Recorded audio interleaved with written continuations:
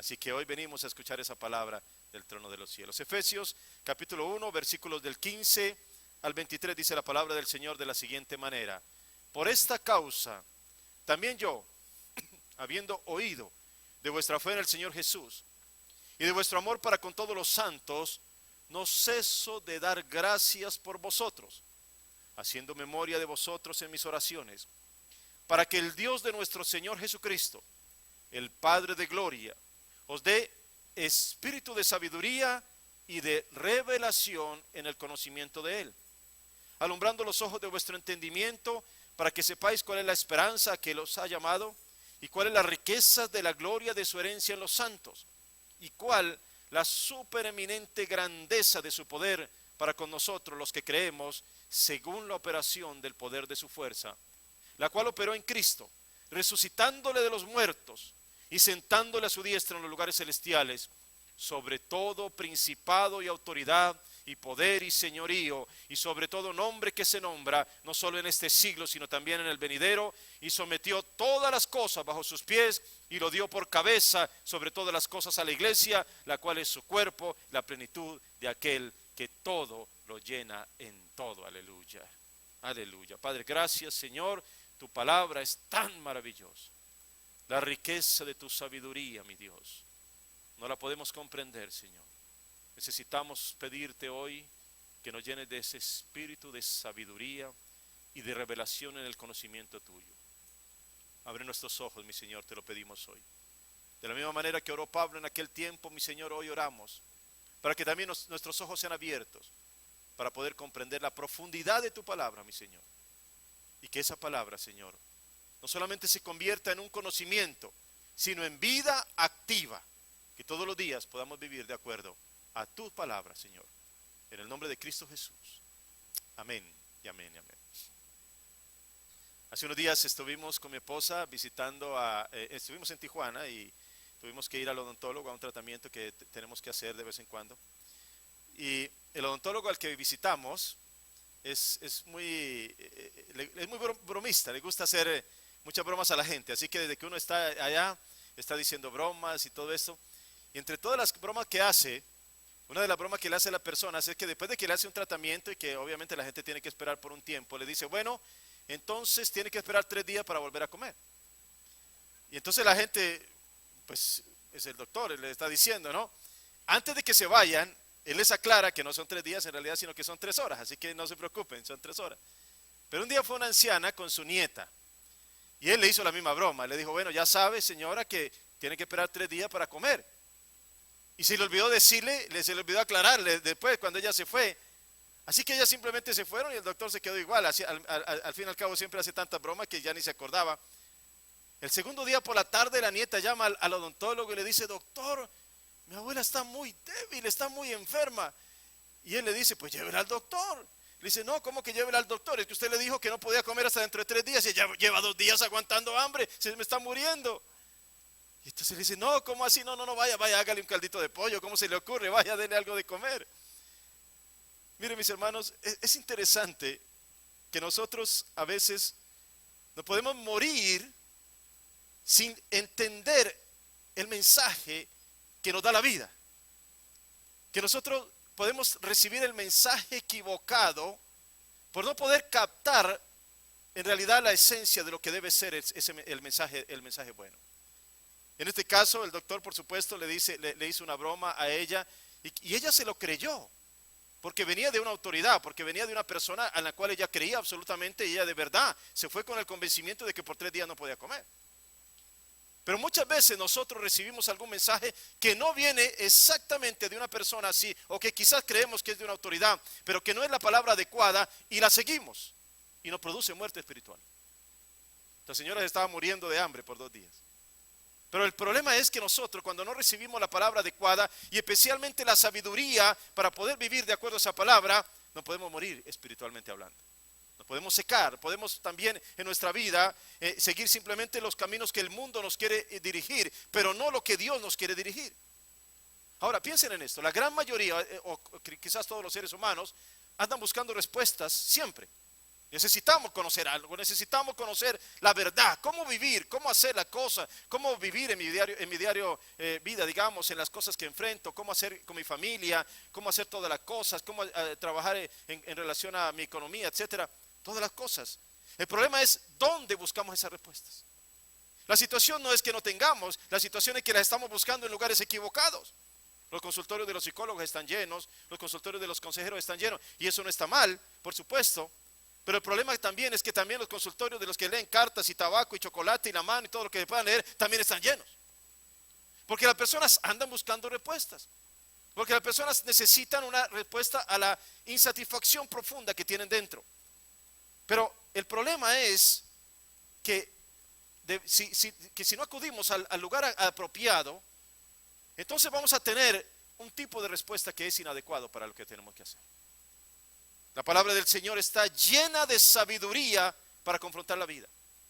La palabra del Señor es la que nos llena a nosotros, la que nos da el cimiento, el fundamento apropiado para afrontar nuestros días. Y debe ser una constante ocupación de todos los líderes en las iglesias y de toda la persona, llevar a todos, a los creyentes, a la fuente de la sabiduría, que es el Señor y su palabra, para que aprendan a vivir no simplemente como el mundo lo dice, sino como lo que el Señor nos dice. Yo me he dado cuenta de algo en realidad. Hay personas que vienen a pedir consejo y de pronto escuchan algo que no les gusta. Entonces se van a pedir consejo a otro y luego a otro y luego a otro, hasta que encuentran a alguien que les diga lo que ellos quieren escuchar y finalmente lo aceptan. Entonces, no están buscando una verdad. Lo que están buscando es simplemente alguien que apoye lo que ellos quieren ya de antemano saber. ¿Se dan cuenta? Hay hermanas que me han preguntado acerca de su relación con sus esposos y les tratamos de ayudar. Pero después se van y le preguntan a las amigas que no tienen nada que ver con la vida cristiana ni con los valores que enseñan en la iglesia, y ellas le dicen algo diferente, y entonces se quedan con ese consejo y terminan en muchas ocasiones empeorando las cosas. Ahora piensen en esto, la iglesia de Éfeso era una iglesia modelo, era una iglesia hermosa, estaba llena de amor y de compasión y de fe. Pablo se regocijaba en saber esto, Pablo se regocijaba en realidad en saber que esta iglesia estaba firme en ese sentido. El mismo Señor Jesucristo le dice en el libro de Apocalipsis también a la iglesia de Éfeso algo similar. Pero había algo que Pablo tenía en mente en ese momento y que él veía que constituía un freno para el avance del reino de los cielos en aquel lugar. ¿Qué era lo que le faltaba?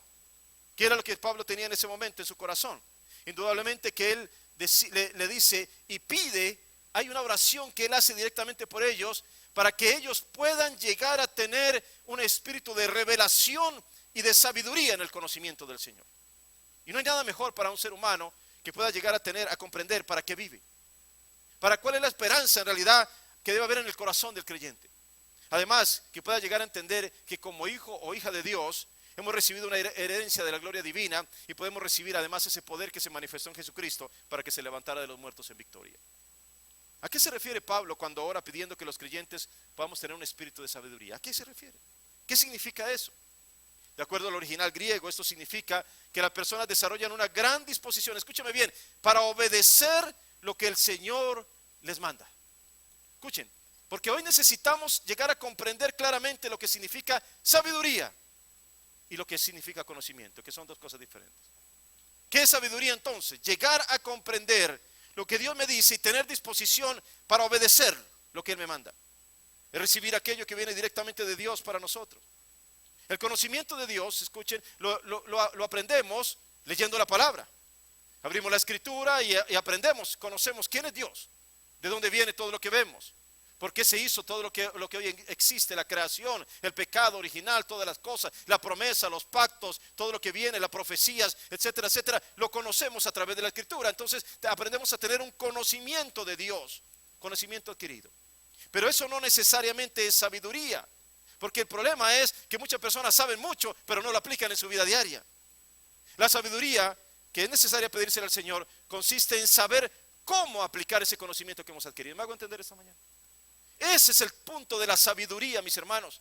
La facultad de vivir en armonía con el Espíritu de Dios. No basta solamente el conocimiento. Muchos saben quién es Dios, pero no le siguen. Hasta el demonio conoce la Escritura, pero no la aplica.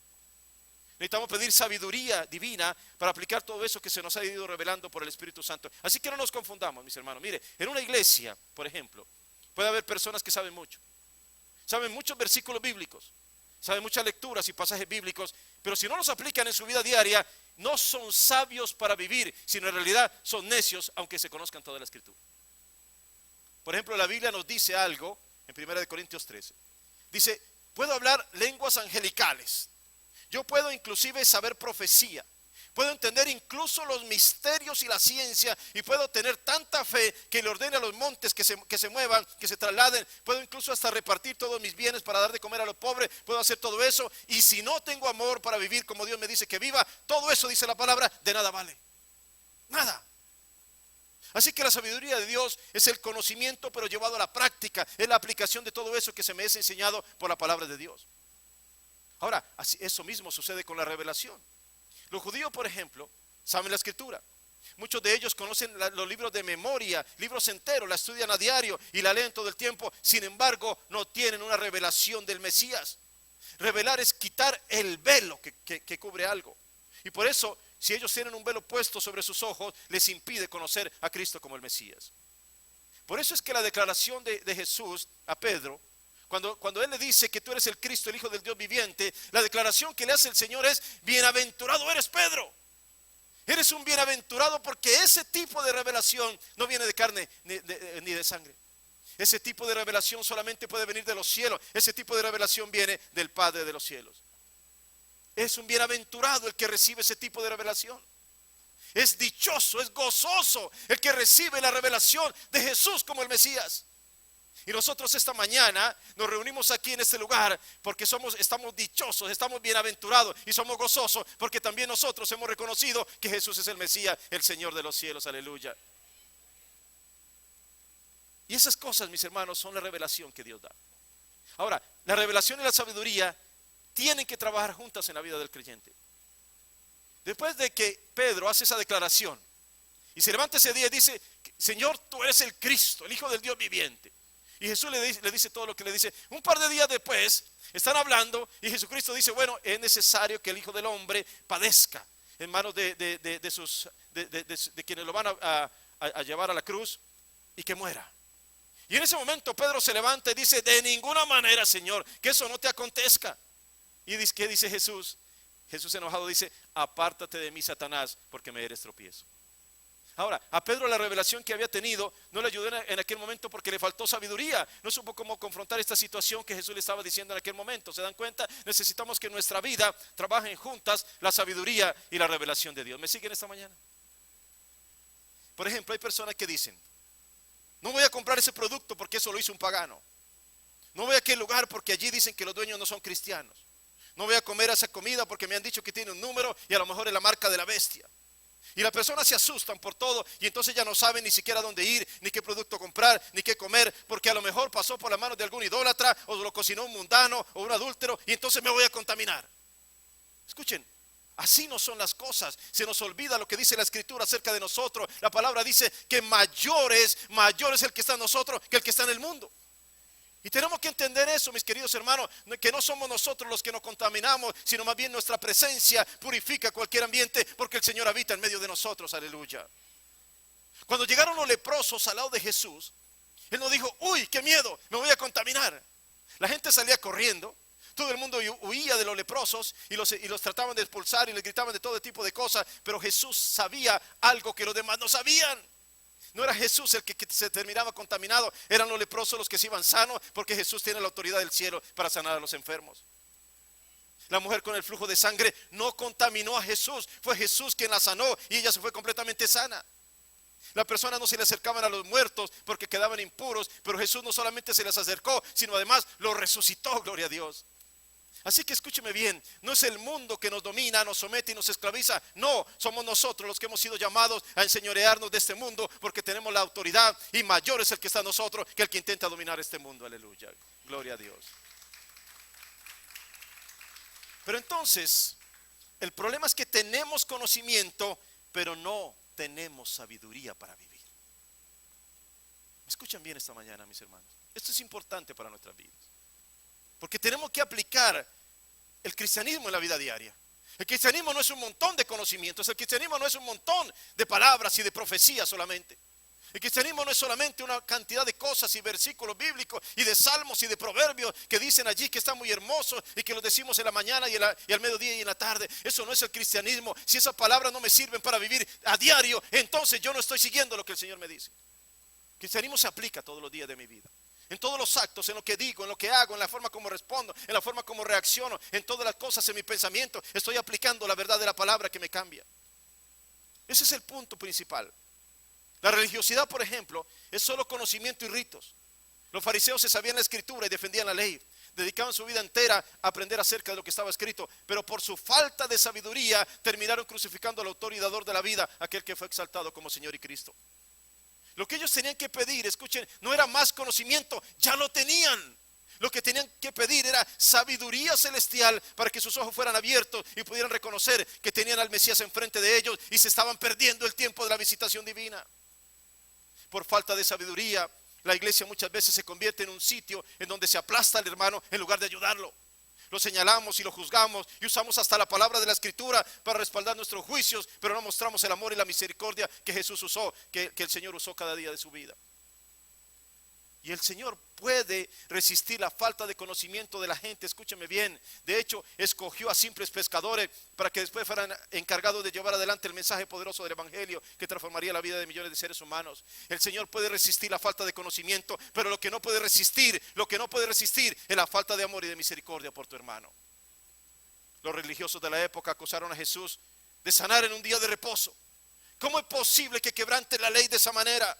Y no es que Jesús quisiera pasar por encima de la ley. Lo que pasa es que para el Señor el amor y la misericordia están siempre por encima de la ley. Por eso sanaba a los enfermos así fueran un día de reposo o cualquier otro día. No es que el ser humano termine sujetándose al día de reposo, sino que el día de reposo al amor y la misericordia divina. Es como si nosotros colocáramos en un hospital: hoy nos vamos de vacaciones, así que pongamos un letrero en la puerta que diga: no se reciben hoy a los enfermos. De ninguna manera, mis hermanos. Lo que tenemos que saber es que Dios envía a las iglesias a personas dañadas por el mundo, atrapadas en vicios, señaladas, despreciadas y juzgadas por los demás. Y no podemos colocar un cartel en la entrada que diga: prohibida la entrada a los pecadores. De ninguna manera, porque ninguno podríamos entrar, hermanos. Todo lo contrario. Aunque tus pecados sean como la grana, dice el Señor, aunque tus pecados sean de esa manera, aunque sean terribles, aunque sean los más grandes del mundo, el Señor ha prometido que aquel que le busque con sincero corazón no será despreciado. Como la nieve serán emblanquecidos, aunque fueran rojos como el carmesí, vendrán a ser como blanca lana, dice la palabra de Dios. Aleluya. La iglesia recibe toda clase de imperfectos como somos todos, mis hermanos. Solamente la sabiduría divina nos lleva a dejar atrás una forma de vida que no es la adecuada y a tomar entonces la naturaleza divina para vivir de acuerdo a esa nueva forma. Eso sí, tampoco tenemos que ser permisivos con el pecado. No podemos tampoco aceptar que el pecado invada la iglesia, todo lo contrario, porque eso también es parte del amor de Dios, el poder señalar el pecado, ayudar a los hermanos a salir de allí para que puedan vivir libres de cadenas y de ataduras. Necesitamos sabiduría para aplicar el conocimiento que el Señor nos ha ido dando. Hay personas que dicen: hermano, ¿por qué ustedes usan batería? Mire, hoy no hay batería aquí en la iglesia. Pero hay gente que dice: eso es del demonio. Es que los grupos de rock usan ese instrumento de Satanás. Bueno, al menos la batería de aquí no es de Satanás, esa le pertenece a la iglesia del Sembrador. Pero si algunos la usan mal, el problema no es de la batería, el problema no es el instrumento. Nosotros la usamos para honrar al Señor y nos gozamos adorando al que vive y reina para siempre, gloria a Dios. Pero nos hace falta sabiduría al pueblo de Dios. Además dice aquí la palabra en este pasaje de Pablo, que cuando recibimos sabiduría y revelación divina y nuestros ojos son abiertos a estas verdades que no conocíamos antes, descubrimos cosas maravillosas. Mire, descubrimos la gran esperanza a la cual hemos sido llamados. ¿Saben qué? El pueblo de Dios es el pueblo que tiene la gran esperanza porque tenemos a Cristo, la esperanza de gloria. Y además descubrimos algo maravilloso. También nuestros ojos son abiertos para entender la supereminente grandeza del poder de nuestro Dios. Aleluya. No tenemos a un Dios cualquiera, mis hermanos. Tenemos al Dios de dioses. No tenemos a un rey cualquiera. Tenemos al Rey de reyes. Él no es como los demás. Él no está sepultado en una tumba. En Cristo obró el poder más impresionante que pueda existir. más poder que todas las bombas atómicas juntas, más poder que cualquier fuerza humana o de las máquinas inventadas por el hombre, más poder que cualquier cosa creada, porque a través de ese poder inigualable, nada menos y nada más que la muerte fue vencida y Jesús se levantó victorioso para mostrar que no había nada ni nadie que lo pudiera detener, ni siquiera la muerte misma. Gloria a Dios. Pedro dijo en su primer discurso después de Pentecostés que era imposible, escúcheme bien, era imposible que la muerte lo retuviera, porque ciertamente Él no es solamente poderoso, Él es todopoderoso. Aleluya, gloria a Dios, Él es todopoderoso. ¿Y sabes qué es lo más maravilloso? Gloria a Dios, que tus ojos son abiertos para poder entender ese poder, que nuestros ojos son abiertos a la revelación divina para que podamos comprender la clase de Dios que tenemos. Aleluya, la grandeza de su gran poder. Y esto, mis hermanos, no es solamente para que tú lo sepas, no es solamente para que tengas un conocimiento en tu mente, es para que lo apliques en tu vida diaria. ¿Cómo lo aplicas entonces? ¿Cómo lo hacemos? Muy sencillo, mis hermanos. ¿Cómo vas a vivir en temor si tienes a un Dios tan poderoso? ¿Cómo vas a vivir en angustia todos los días si nada ni nadie te puede separar del gran amor de Dios? Dice la palabra, Romanos 8, ni siquiera la muerte, ni ángeles poderosos, ni millares de principados, ni multitudes de potestades, ni lo alto, ni lo profundo, ni lo presente, ni lo porvenir, nada, nada, nada, ni nadie nos puede separar del amor de ese Dios tan poderoso que se levantó de la tumba en victoria. Y dice la palabra aquí que Él sometió todas las cosas bajo sus pies y las entregó a su iglesia. Escúcheme bien, las entregó a su iglesia. Espero que podamos comprender esto en este día. El Señor nos entregó a un enemigo derrotado, pero a veces la iglesia lo quiere revivir. En los tiempos bíblicos, derrotar a los enemigos tenía que ver con traerlos en cadenas hasta el trono en donde estaba sentado el rey victorioso. Traían a los enemigos encadenados bajo el estrado de los pies del rey como una señal de victoria. Asimismo Jesús conquistó a sus enemigos, mis queridos hermanos, y los trajo y los puso bajo el estrado de sus pies. Y el Señor quiere que tengamos esa revelación de que todo lo que necesitamos en la vida, Él ya lo ha ganado para nosotros. La iglesia tiene que tomar la autoridad que Jesús delegó en nosotros, mis queridos hermanos. Somos el pueblo de Dios. ¿No lo acabamos de cantar hace un momentito? Somos el pueblo de Dios. La iglesia es el cuerpo de Cristo. Él es la plenitud de aquel que todo lo llena en todo. En la iglesia primitiva, uno de los requisitos para escoger a los diáconos que iban a servir a las mesas es que estuvieran llenos del Espíritu Santo, de buen testimonio y además llenos de sabiduría. Pero mis hermanos, ¿era para servir a las mesas? ¿Acaso no es algo muy sencillo? Necesitamos sabiduría para hacer la obra de Dios, cualquiera que sea. Cualquiera que sea. Era un requisito fundamental. De lo contrario, ni siquiera podían servir en las mesas a los necesitados. Sabiduría para vivir, sabiduría para servir. Y la Biblia dice algo que es muy importante y que nunca podemos olvidar. De hecho, mis hermanos, lo dice 3 veces en diferentes lugares. En Proverbios 1:7, en Proverbios 9:10 y en Salmo 111:10. El principio de la sabiduría es el temor del Señor. Los insensatos desprecian la sabiduría y la enseñanza. ¿Qué significa esto? ¿Qué es el temor del Señor? ¿Acaso es que vivamos asustados por Dios? ¿Acaso es que vivamos escondiéndonos como hizo Adán cuando pecó y que en el paraíso fue a esconderse porque dice, es que tuve temor de ti? Eso no es, mis queridos hermanos. El temor del Señor es que tú aprendas a vivir en obediencia, que el Señor lo que nos dice en su palabra nosotros lo apliquemos, que busquemos consejo en Él y no en el mundo, que su palabra sea para nosotros lámpara a nuestros pies y lumbrera a nuestros caminos, y que no contristemos al Espíritu Santo con nuestras decisiones, porque nada se escapa al conocimiento del Señor. Él ve todo lo que haces, todo lo que haces. Él sabe todo lo que tú piensas y cómo obras. Así que el principio de la sabiduría es que conozca lo que Él te dice y lo apliques en tu vida diaria. ¿Escuchaste bien? Lo apliques en tu vida diaria. De nada sirve, mis queridos hermanos, y lo digo con todo respeto, pero de nada sirve que tú vengas cada semana si no aplicas lo que escuchas. De nada sirve que te reúnas todos los días a escuchar la palabra si esa palabra se vuelve solamente un conocimiento. De nada sirve. Esto tiene que ser algo que es efectivo en tu vida todos los días. El temor bíblico para un creyente es que nos reverenciamos delante de Dios, entendemos lo mucho que Dios aborrece el pecado y tememos su juicio sobre este. Él ama la justicia y la verdad y aborrece el pecado. Y así tiene que ser para nosotros. Tenemos que aborrecer el pecado de tal manera que no permitamos que de ninguna manera sea parte de nuestra vida. Así que, mis hermanos, el temor del Señor nos lleva a reverenciarlo, a entender su grandeza, a someternos a su disciplina y a adorarlo con admiración. Te pregunto yo esta mañana, ¿has aprendido a aplicar esa sabiduría que Dios te está dando para vivir con tu esposo o con tu esposa, por ejemplo? Para guiar a tus hijos, para guiar tu economía, para hacer las cosas que haces a diario, para trabajar honradamente, así el jefe no te esté viendo, para hacer todas las cosas con justicia y con verdad, para aplicarlo en cada momento, en tus pensamientos y en todas las cosas, para que cuando estés trabajando en tu computadora no te dejes llevar por las imágenes que te quieren arrastrar hacia lo malo, y aunque estés absolutamente solo, sabes que Dios está contigo. Mis hermanos, esto es lo básico, el cristianismo práctico, el testimonio de vida que da siempre. La sabiduría es el conocimiento de Dios, pero puesto en práctica en tu vida diaria. Ahora, un pastor le decía esto a la congregación, le decía, y es algo tremendo esto, quizás yo no lo haría, pero este pastor lo dijo, le dijo, no le hablen a Cristo de nadie, a menos que se lo pregunte. Wow. Yo no sé si nosotros decimos eso aquí, a lo mejor ahí sí que ya nadie va a volver a hablar del Señor. Pero ¿saben qué representó ese desafío para las personas? Empezaron a buscar las formas en hacer que la gente les preguntara por Cristo. Y entonces él le dijo, mire, nada, no le hablen a Cristo a nadie, a menos que se lo pregunten. Y empezaron a hacer cosas que antes no habían hecho. El espíritu de sabiduría nos equipa para hacer lo que antes no podíamos hacer. Entonces uno de ellos, por ejemplo, se fue el lunes al trabajo y buscó a uno que estaba preocupado y le preguntó, oye, ¿qué te pasa? Te veo preocupado. El compañero de trabajo le dijo, ¿sabes qué? Mi señora está enferma.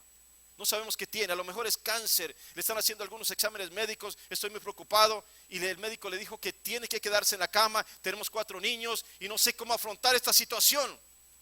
El hermano cristiano le dijo, ¿sabes qué? No te preocupes. Dile a tu esposa que se quede en la cama. Mi esposa va a ir mañana y le va a preparar una comida caliente, le va a llevar a los niños a la escuela. Y cuando nosotros dos terminemos de trabajar, nos vamos a ir juntos, limpiamos tu casa y todo va a estar bien. Y el otro le dice, ¿estás loco? Está bromeando, ¿cierto? Te estás burlando de mí, ¿no es verdad? No le creyó. Al día siguiente, en la mañana, la señora de él llega con un ramo de flores, un libro para que la señora enferma lo lea y comida caliente. Luego, cuando salen de trabajar, los 2 hombres se van a la casa juntos y le ayudan a limpiar, y con la tarea de los niños le ayudan y prepararlo para el siguiente día. Entonces el otro no puede resistir preguntarle, ¿por qué haces esto? ¿Por qué haces esto? Ah, ya me preguntó. Ya me preguntó, porque tengo a Cristo en mi corazón. Porque el Señor dijo que tenemos que amar al prójimo como a nosotros mismos. Y yo lo creo y lo obedezco. Esa es la sabiduría de vida. Esa es la forma como lo aplico a diario. Al otro día, todo ese departamento en el trabajo sabía lo que había sucedido.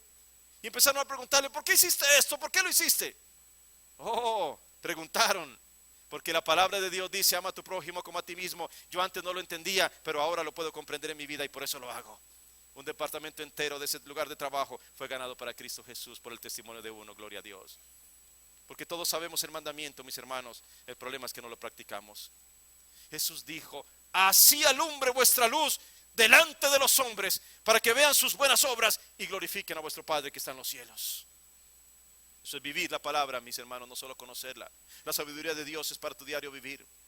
Uno de los niños de la iglesia también captó el mensaje. No hables a Jesucristo a otro a menos que te lo pregunte. Y él dijo, ¿sabe qué? Voy a buscar al compañero mío que tenga más problemas en la escuela. Y se fue y buscó a aquel que nunca pasaba una clase, que tenía dificultades, que todas sus notas eran pésimas. Y le dijo, ¿sabes qué? De aquí en adelante te voy a acompañar todos los días a tu casa y vamos a hacer la tarea entre los dos juntos y te voy a ayudar. ¿Qué te parece? Y empezaron a hacer esto. Y el niño lo acompañaba todos los días a su compañerito y veían esto y le ayudaba. Cuando de repente ese niño empezó a subir las notas como nunca antes, y los padres de ese niño dijeron, ¿y quién es este jovencito? ¿Y de dónde salió? Yo no escucho música rock, no escucho que estén haciendo nada malo, no escucho que estén metidos en un teléfono todo un día, están haciendo tareas, están haciendo deberes y mi hijo está subiendo. Yo quiero conocer bien a ese padre y quiero conocer a los padres de ese niño. Así que el joven le dice a su papá, por favor invita a los padres de mi amigo para que vengan a tomar un café. Claro, con mucho gusto los invita. Y cuando llegan a la casa, entonces los padres de aquel niño le dicen, oye, dime una cosa, ¿cómo es que has educado a tus hijos? ¿Cómo es que estás haciendo? Ah, ya preguntaron, gloria a Dios. Te voy a decir, es que nosotros somos cristianos, tenemos a Cristo en nuestro corazón y lo que tenemos en nuestra vida es sabiduría para vivir y todo lo queremos aplicar. Así que es lo que nosotros hemos hecho siempre y desde que nació nuestro hijo lo hemos llevado a la iglesia. Aquella familia dijo, yo quiero lo mismo para mi hijo. otra familia ganada para Cristo Jesús por la sabiduría. Escúchenme, mis queridos hermanos, esto no es el intelecto del predicador, no es que tenga mucho conocimiento de la escritura, no es ni la buena voluntad, ni el esfuerzo personal, no es el esquema o el programa muy bien diseñado, nada de eso va a abrir tus ojos, mis queridos hermanos. Es el Espíritu de Dios que va a abrir tus ojos y vas a descubrir lo que antes no podías conocer, aleluya. Estamos cegados a tantas cosas, mis hermanos. Necesitamos, pidámosle al Señor esta mañana revelación divina. ¿Recuerdan ustedes aquel ciego de nacimiento? Llegó donde estaba Jesús. ¿Qué pasaba con este hombre? ¿Cómo vivía? Obviamente que una persona que está ciega vive de una forma que no viven los demás. No puede ver lo que está enfrente. Así que tiene que adaptarse a un estilo de vida diferente. Tiene que caminar de una forma diferente. Alguien lo tiene que guiar, alguien lo tiene que llevar. Ahora, escuchen bien. Todas las cosas estaban alrededor, pero él no podía verlas. Él no sabía cómo se veían las nubes. Él podía sentir quizá los rayos del sol, pero no tenía ni idea cómo se podía ver. Todo era imaginación, no conocía los colores, no sabía de formas específicas, no distinguía el horizonte, por ejemplo, o una montaña, o cómo eran todas las cosas, o las nubes, o el sol, o todas las cosas que vemos nosotros. Alguien le habría hablado, pero él no sabía. Y escúcheme, no es que las cosas no existieran, es que para él no eran una realidad visible. Pero cuando llegó Jesús, el poder del Señor obró en él, sus ojos le fueron abiertos y entonces todo en su vida cambió. Por supuesto que ya no caminaba de la misma manera como antes, porque ahora ya podía distinguir todas las cosas, aprendió los colores, las nubes, el sol y todas las cosas que por supuesto antes ignoraba. Mis queridos hermanos, cuando la revelación del Señor viene sobre tu vida, entonces todo cambia. Todo cambia. Lo que antes no podías hacer, ahora se hace notorio. Lo que antes no conocíamos, se hace conocido y entonces entendemos muchas cosas que antes ignorábamos. Tú sabes que hay realidades espirituales que son mucho mayores de lo que nosotros comúnmente experimentamos. Tú sabes que en este momento hay ángeles alrededor de la iglesia. Tú sabes que tú estás respaldado por el Señor. Tú sabes que en este momento hay batallas espirituales que mientras tú estás escuchando la palabra de Dios, de alguna manera el enemigo te quiere sacar de aquí y te lleva tu pensamiento para otro lado. Tú lo sabes. Hemos escuchado de personas que dicen, oh, yo he visto cosas o he sentido la presencia del Señor, y no es una imaginación, no es simplemente un deseo, son cosas que el Señor va permitiendo que sean reveladas. Y la Biblia dice que esto está reservado, esto no es para todo el mundo que lo puede experimentar, sino simplemente esto es para los que aman al Señor, para los que adoran a Dios. Por eso aquellos espíritus sensibles a las cosas divinas han sido preparados por el Señor para entender la revelación de la voluntad de Dios. Y hay ocasiones en la Biblia que se nos habla una y otra vez de esa forma. Por ejemplo, recuerdan ustedes en la Biblia, en el libro de Génesis, la esclava Agar, la esclava de Sara, lloraba porque creía en un momento dado que iba a morir por falta de agua. Estaba en compañía de su hijo Ismael y prácticamente se habían dado a la idea de morir. Pero el Señor le abre los ojos. Y entonces en ese momento ve una fuente de agua que estaba enfrente de ellos y llenó el odre de agua y dio de beber al muchacho. Escuche, la fuente estaba allí, pero no la podía ver. Sus ojos estaban cerrados para esto, hasta que el Señor abrió sus ojos para que pudiera ver lo que antes no podía ver, y entonces se salvó ella y su hijo. El profeta Isaías, por ejemplo, dice la palabra en el libro de Isaías capítulo 6, que pudo contemplar lo que nadie podía. Él vio un trono alto y sublime. ¿Recuerdan ustedes? Él contempló al Señor sentado sobre ese gran trono y el esplendor. Vio los serafines que cantaban. Escuchó un cántico: santo, santo, santo, Jehová de los ejércitos. Toda la tierra está llena de la gloria de Dios. Escuche, él vio y él oyó lo que otros no podían oír y ver. La revelación divina le permitió ir más allá y entender cosas que antes no podía entender. A través de cuando el Señor le abre sus ojos, él puede llegar a comprender una dimensión espiritual que antes estaba cerrada para él. ¿Te das cuenta de lo que significa la revelación del Espíritu? Cosas que no podemos nosotros conocer. ¿Recuerdan ustedes el siervo de Eliseo? Está asustado. Los ejércitos del enemigo de Siria están viniendo. Él no sabe qué hacer. Lo único que puede ver este hombre es simplemente ejércitos enemigos que los están rodeando. Cuando corre delante de Eliseo, le dice: mire, Señor, lo que está pasando, nos van a matar, estamos rodeados de enemigos. Y Eliseo está tranquilo absolutamente. Escúcheme, el que puede ver las revelaciones de Dios siempre puede vivir en la paz del Señor. Eliseo le dice: no te preocupes, tú estás asustado por lo que ves, pero yo estoy viendo otra dimensión que tú no puedes ver. ¿Sabes qué? En este momento voy a orar para que tus ojos sean abiertos. Y él ora. Eliseo ora y de repente el criado abre sus ojos y se da cuenta que están rodeados de ejércitos celestiales que los están cubriendo, que los están protegiendo, y hasta ahí llega su temor, porque sabe que mayor es el que está con nosotros que el que está en el mundo. Aleluya, gloria a Dios. ¿Se dan cuenta? La revelación divina elimina los temores de nuestra vida, absolutamente. Cuando tus ojos son abiertos a esa realidad, te das cuenta que no tienes por qué temer. El ángel del Señor acampa alrededor de los que le temen, gloria a Dios, y los protege, los defiende siempre. El ángel del Señor está contigo, gloria al Señor. Por eso tenemos que entender todo esto. Ya es hora de dejar una vida espiritual fría y seca afuera, una vida solamente de costumbres y de tradiciones que no nos dejan crecer. La Biblia está llena de pasajes en los que los seres humanos se les abrían los ojos a un entendimiento mayor, a una revelación mayor. Esteban estaba siendo apedreado, escuchen, estaba en el momento más terrible, ya cuando lo estaban matando, y sin embargo él tenía la mirada fija en lo alto. En el momento en que las piedras le golpeaban por todas partes y estaba casi ya falleciendo, él estaba viendo la gloria de Dios y a Jesús que estaba sentado a la diestra. Lo estaban apedreando y él solamente estaba diciendo: Señor Jesús, recibe mi espíritu, no les tomes en cuenta este pecado. Y luego de esto murió. Revelación espiritual que llegó para él, mirando con nuestros ojos, pero viendo lo que otros no pueden ver y sintiendo lo que otros no pueden sentir. Así que, mis queridos hermanos, entendamos la palabra de Dios en la dimensión de lo que Dios quiere decirnos este día. ¿Lo entiendes, mis hermanos? Hay cosas ocultas, hay cosas reveladas, hay cosas que no podemos percibir, pero nuestro Señor quiere que las conozcamos, que las podamos llegar a entender. Eso es lo que Dios quiere hacer en tu vida.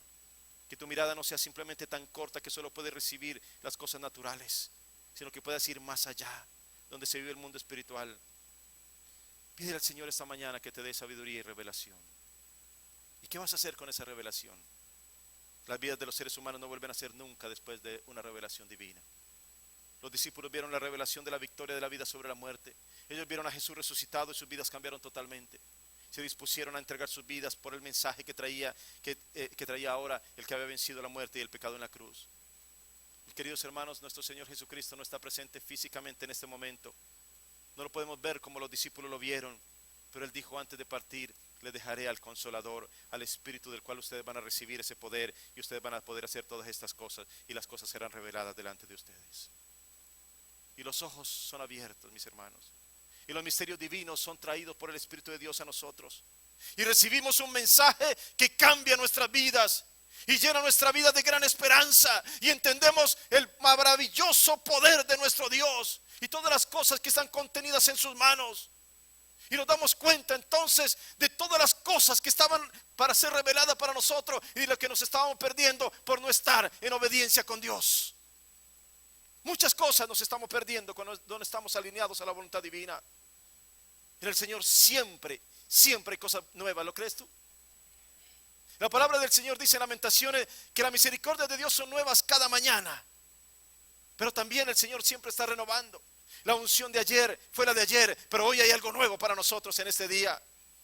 Siempre tienes más por descubrir, siempre tienes más por encontrar, siempre hay más por ser revelado, siempre hay algo más por ser conocido. Palabra fresca y renovada, unción del presente, revelación de ahora. Pero no todos la van a percibir, solamente aquellos que le aman y le buscan con sincero corazón tendrán acceso a esa novedad de vida, mis hermanos. Así que escúchame bien, es tiempo de nuevas revelaciones en el Señor, de apertura de ojos y de apertura de oídos. La palabra del Señor dice, y lo que dijo Pedro en su primer discurso: los jóvenes verán visiones, los hombres y mujeres profetizarán, grandes cosas veremos cuando el Espíritu de Dios haga lo que ha sido prometido en la palabra. Y estamos en el tiempo del Espíritu Santo. Es tiempo, mis queridos hermanos, para que nos dejemos guiar como iglesia por lo que el Señor quiere hacer. Él es el que derrama su amor sobre nosotros, el que derrama su poder sobre nosotros y el que nos lleva a conocer su gloria. Así que, como la iglesia de Éfeso esta mañana, mis hermanos, nosotros también oremos de la misma forma. Que el Señor nos dé espíritu de sabiduría y de revelación divina para poder vivir de acuerdo a su voluntad. De lo contrario, podemos mostrar muchas cosas positivas, pero no podemos comprender la riqueza de la gloria de la herencia que hemos recibido, la supereminente grandeza del gran poder de nuestro Dios, ese poder tan maravilloso que lo levantó de los muertos y que le dio señorío sobre todos los principados y potestades, y que sometió al enemigo bajo sus pies, dándole el poder y la plenitud a su iglesia para que lo represente. Pidamos esta mañana, mis queridos hermanos, que el Señor nos llene de todo ese espíritu de sabiduría y de revelación y de conocimiento en Él. La iglesia del Señor Jesucristo necesita ese tipo de discernimiento espiritual para hacer en este mundo lo que nadie más puede hacer. Mis queridos hermanos, si tú lo crees de verdad, tú tienes la plenitud de aquel que todo lo llena en todo. ¿Lo crees esta mañana? ¿Lo crees de verdad? Ponte de pie esta mañana. El Señor maravilloso, el Señor quiere responder a tu oración. Escúchame, el Señor quiere responder a tu oración. No sé cuál es la oración tuya esta mañana, pero hemos venido para pedirle al Señor que nos llene de su espíritu de sabiduría y de revelación en el conocimiento de Él. Levanta tus manos.